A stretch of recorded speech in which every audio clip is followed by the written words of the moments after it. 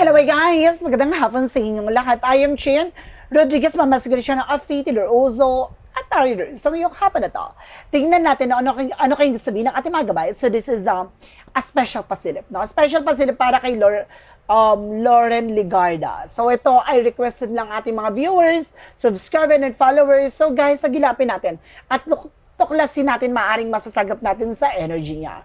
No? So once again, ito ay pawang gabay lamang upang masilip yung mga bagay na maaaring mangyari sa hinaharap at magsilbing gabay sa kanya. Pwede, itong reading na ito ay pwede mangyari, pwede hindi mangyari, ito ay gabay lamang.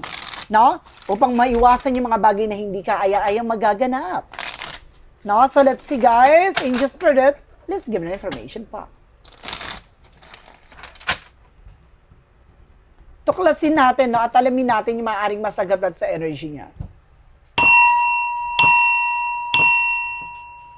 Angel Spirit, let's give information. Okay, so there's something in Nine of Swords. Anxiety, sleepless nights. See? Kumbaga nagkakaroon na siya ng stress, depression, exhausted. No? Now, there's something nightmare. Now, there's something isolated, pero overthinking. So, talaga yun yung maaring nararamdaman niya as of now. So, very depressed na siya. Basahin niyo. Diba? Depressed na siya as of now. Very stressed, no? And depressed. And of course, there's something, guys, with the Eight of Swords. Ay! Oh, may kukulong siya at may ipit siya sa situation. Nakita niyo yan, guys? No, para may ipit talaga siya. No, kumbaga, parang feeling niya, hindi siya makakilos, hindi siya makagalaw. Feeling trap. Feeling niya, kumbaga, may ipit siya. At the end of the time, there's a trap, helpless. See? Talagang yun ang maaring mangyari at maramdaman niya at nararamdaman niya as of now, no? At feeling niya talaga may ipit siya sa situations. No, kaya siya nagkakaroon ng anxiety, sleepless, at puro sword, no? Oh my God, what is the additional messages in just for it? And of course, there's something, guys, with a Page of Sword, being curiosity. So parang inaalam-alam niya, no? Parang nakikiramdam siya sa ngayon, no? Parang maraming bagay na parang inaaral niya or parang kumbaga, ginagamay-gamayan niya, pinapakiramdaman niya, ganon.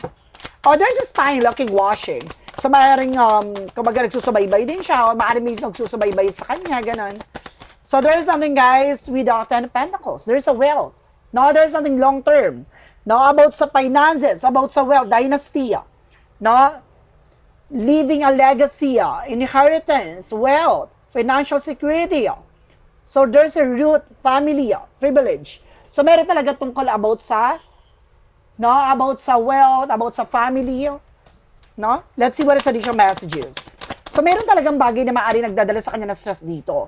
No, parang inaalam, or parang may nag-aalam-alam mo sinusubaybayan na, or there's something investigate, no, about sa kanilang yaman, something like that. And of course, there's a Three of Pentacles, there's a collaborations coming in. So, may mga collaboration, there's something connections, no, maraming nakakalubilo, nakakasama siya.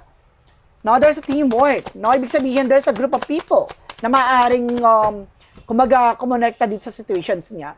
And there's a Ace of Swords. No, there's something in mental clarity. May mga bagay na maaaring magdadala ng bagong idea. No, there's a breakthrough truth.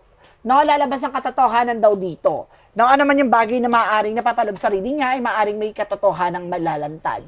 What is the Knight of Swords? Ano tong anxieties na to? No? Oh, there's a Seven of Swords, there's a sneakiness, there's a cheating lion. So there's something, oh, see, there's a betrayal, deceptions, something, theft. Oh my God. So meron talagang, kumbaga, ito yung maaaring nagdadala sa kanya ng anxieties, guys. Ayun, no? Basahin nyo. No, meron kasinungalingan daw na maaaring malatag or malantad dito, na maaaring magdala sa kanya ng stress or nagdadala sa kanya na ngayon ng stress. And there's a Two of Cups. No, merong about sa partnership na maaaring maipit siya sa situations. No, may tungkol sa partnership daw. No? Na maaaring magdala sa kanya para maipit siya doon. Oh. What is the Page of Swords? I feel a partnership to, hindi lang tungkol about dun sa position niya, about din to sa I feel something sa anak niya to, no? And there's an Empress card for revert, no? There's something a renewal, no? Magkakaroon talaga ng panibagong eksena dito. There's a mother figure talaga, no? Very something alert, no? Parang kumbaga nag-ano siya, nag-alam-alam na siya, gato ganyan. No, iba yung mother instinct eh. Kumbaga, naramdaman niya na ganun yung mangyayari. Kaya, kumbaga, there is something na parang, kumbaga, sa ngayon, nagsusubaybay at parang kumukuha siya ng information. What is the Ten of Pentacles? Represent with the Six of Swords. No? See, there's a transition. Oh, there's a moving on. So talagang, there's a distance. So talagang dumistansya siya. So parang mayroong bagay na maaaring maungkat about sa wealth, about sa pera nila ng pamilya niya. No? Na maaaring, yun nga, kaya siya dumansa siya o malis, ay maaaring, there's something related about sa family matter. What is the Three of Pentacles? Represent, guys, with the Moon card. O, see? Ito mo yung na-collaborator, parang nakasalamuhan niya. Or parang may mga taong nakausap siya. There's a teamwork, ganon. And there's the Moon card for a revelation. So, may mga bagay doon na marireveal. Maraming bagay na maaring malalaman dito. There's a secrets, no, na maaring malantad. O there's a hidden, unseen. So, mayroong mga bagay na hindi pa nakikita sa ngayon na maaaring may kinalaman about sa partnership, about sa collaboration. So, unti-unting malalaman to about sa mga connections. Konektado. What is the Ace of Swords? Now, there's something, guys, with the Queen of Pentacles. Now, there's something materialistic. Oh, jealous, insecure, greedy. Itong bagay na parang malalaman ng katotohanan sa likod nun. No, parang naging ano siya dito eh. Na kailangan, there's a work-home conflict. So, magkakaroon daw ng complication about doon sa trabaho niya. No? Dahil yun nga, no? Kumbaga, malayo siya, ganon. Or there's a possibility na maaring, kumbaga, may magkaroon ng problema doon about sa situations niya. What is the Knight of Swords and the Seven of Swords? Reference with the Eight of Pentacles. Oh! Kaya siya nai-stress, no? Ito yung bagay na maaring malaman or malantad tungkol there's a dishonesty na hindi naging tapat eh. Kaya siya nagkakaroon ng anxieties na about sa work. No? There's a work. So, let's see. There's a Page of Pentacles. There's something investment. May tungkol about sa investment din na maaaring mabubulabog. Na about sa partnership. What is the Page of Swords? The Empress card. Represent with the Chariot card. There's an action in movement. Magkakaroon ng changes sa development daw sa situations niya. No? Maraming bagay na maaaring inaalam-alam siya sa ngayon. No? What is the Ten of Pentacles and of course the Six of Swords? There's a Four of Wands. So, there's something homecoming event, family gathering. So, meron about talaga sa family matter, guys, na maaaring, kumbaga, magbago ang sitwasyon. Leaving behind. So, yun nga, parang iniwan niya, no? So, let's see. What is the Three of Pentacles and the Moon card? Represent, guys, with the Two of Wands. So, there's something, choices. No? Kumbaga, ito yung bagay na parang pinili niya, no? Na kailangan niyang, kumbaga, umalis, no? Yung parang meron siyang bagay na napagdesisyonan doon, kaya siya umalis. Now, and there's something at Three of Wands, waiting for a result with worship. So, may mga bagay na lalabas na talaga, may resulta na. So, malalaman ng katotohanan dito, na kung ano man yung bagay na kumukonekta sa kanya. What is an outcome? For the outcome, there's something at Temperance, though there's a perfect timing.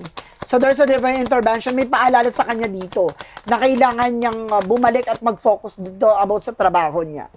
Na may divine intervention. And there's a Death card. Oh, there's an ending and a beginning. So, may mga bagay na matatapos talaga. So, maaaring ito na yung end ng kanyang career. Something like that. So, maaaring merong bagay na maaaring matutuldukan dito. So, there's a Seven of Cups. Oh, the Seven of Cups, something confusion. So, mayroong mga bagay talaga na maaaring nagpapagulo sa situations niya. And there's a Tower moment. There's a major changes. Malaking pagbabago na maaaring mangyari sa kanyang family. There's something disaster, there's a chaos, no? Destructions. And there's a Seven of Pentacles, there's a harvest time. May harvest moment talaga na maaaring mangyari. No, yun nga yung what goes around, comes around. Kung ano man yung bagay na ginawa mo, maganda ba to? Magiging maganda yung outcome, magiging maganda yung resulta. Kung hindi maganda yung ginawa mo, hindi magiging maganda ang resulta para sa'yo. And there's a Ten of Wands, something burden. Maraming bigat. No, maraming samut-sari, no? There's a lot of obligation and responsibilities na maaaring tamasain niya dito. So marami siyang bagay na parang kailangan ayusin. No, or sagutin. So, marami siyang bagay na maaring, kumbaga, magbigay ng kaliwanagan dito. Let's see. Na ano pa yung maaaring message or maaaring magbigay gabay sa kanya? About nasa international siya, di ba? Kumbaga, ano yung magiging advice sa kanya ating Angel Spirit? Ano yung magiging advice sa kanya ng ating Angel Spirit? Okay. There's the world. Na meron talagang nasa ibang bansa siya. No, there's something snake na nakapulupot, no? So, meron talagang traidor at ahas talaga dito, no? And there's something na Nine of Pentacles. Oh, there's something secure and practicality, slow and steady. So, kumbaga ngayon, no? Kumbaga, ginagamay-gamayan niya, pinapakiramdaman niya. And there's a Two of Swords, no? Nagkakaroon siya ng indecision kung babalik na siya o hindi. So, hindi pa siya handa. So, pero may chance ba na umuwi siya or ano maaaring mangyari? And there's something in justice. Makukuha yung justice. So, ibig sabihin, meron justice or legal matter. So, magkakaroon ng legal na usapin dito, guys. No? There's a cause and effect. The truth is revealed. So, kumbaga lalabas ang katotohanan dito kung mapapauwi siya or uuwi siya. So, let's see. What is additional messages tayo? No? With a what lies beneath. We hear the future.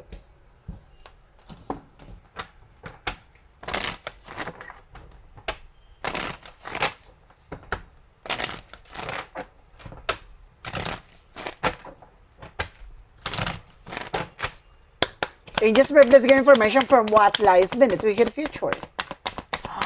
Lagi siya lumalabas, guys, no? There is an insecure. So, meron daw dito inggit, no? There's an inggit.